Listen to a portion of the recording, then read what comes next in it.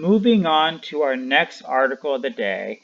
This one takes place in Australia, and it's about schools. Okay, so let's read the article first, then you'll hear my thoughts. I'll ask for yours. Federal Education Minister orders independent schools to reopen for term 2. Federal Education Minister Dan has ordered independent schools to reopen and provide in-person education for children whose parents want it in Term 2.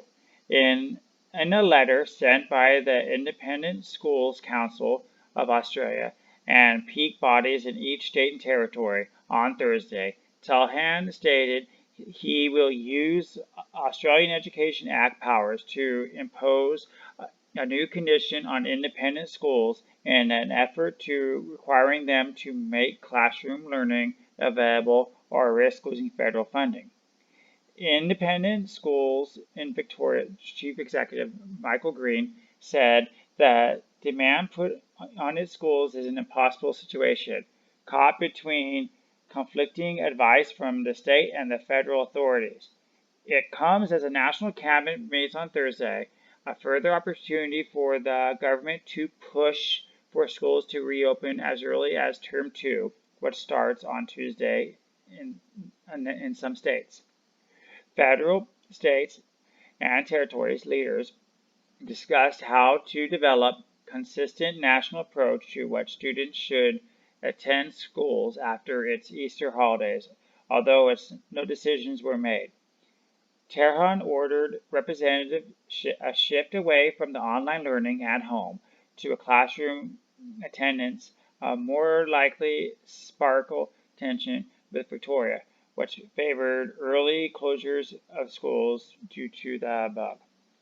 Despite rising concerns, the Morrison government opposed schools closures all through March on the basis of medical advice, and even used the threat of withdrawing funding from independent and Catholic schools in a bid to force them to remain open.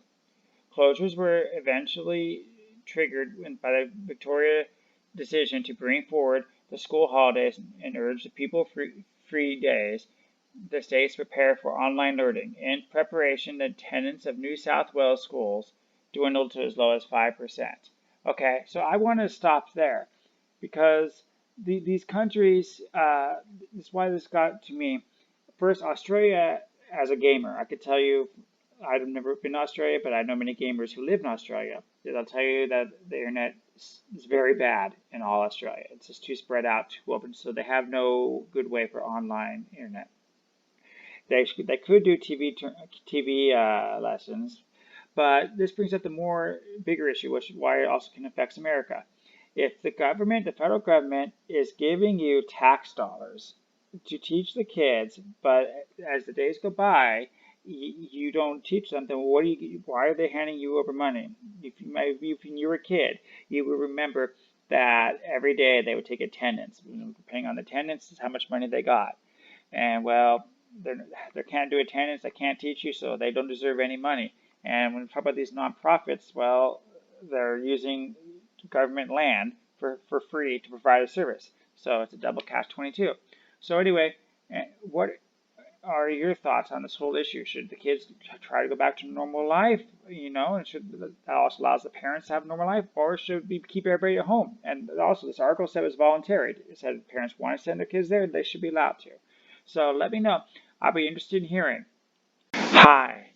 The small clip you saw was brought to you by Loyal World News. If you like what you saw, you should subscribe and look up my daily Loyal World News report for its full version.